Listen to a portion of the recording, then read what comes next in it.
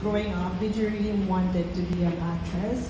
Or was it because you had some friends who were auditioning or who also went to IS? I know some of the stars who went to IS, international schools, and coming to local showbiz. No po. This was never a part of the plan po. Actually, my very first audition po was this. Nakita lang po ako naglalakad sa may mall. Nakita po ako ng isang scout po ng Star Magic. Tapos, at first, I didn't believe, honestly. I didn't believe na taga Star Magic siya or taga ABS siya. Kasi I've never experienced anyone talking to me na like that eh. So, I was just a normal athlete student, doing my own thing. I've never done anything except school. And then, a month later, pinapunta po ako dito to do an audition, a VTR. And then, I didn't know, it was, usually po ang VTRs was on a Thursday po, di ba, dati? But this was on a Wednesday.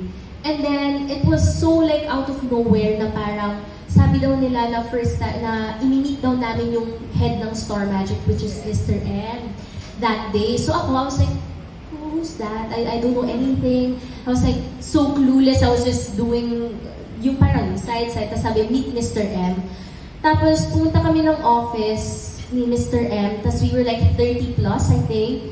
After nun, pinastay ako, pinauwi yung iba, and then that day, I met Tita Monch, and then yun na po yung tinawag na sabi ni Mr. M, okay, give Daniela a 2-year contract, promoter, yun po yung sinabi ni Mr. M. My very first audition, I got a contract na po. So parang, nung nabigay na sa akin yung opportunity na yon, I took it po. Siyempre, I took it kasi it was so out of the blue and parang like sabi sa akin Tito Monch, I remember that day na parang it's rare for an artista to experience this kind of thing na parang sobrang, it's weird.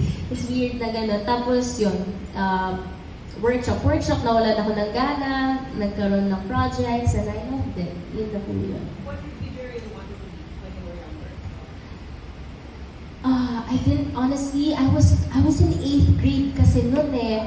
I was in grade 8 so I didn't really have any plans at that time. I was just going with the flow po noon. But siguro that's why I was going with the flow lang po noon kasi I had an option naman to, whenever I knew whenever like parang, like tumanda or what, I had an option to go to a different country. So I didn't really get to think of that the time.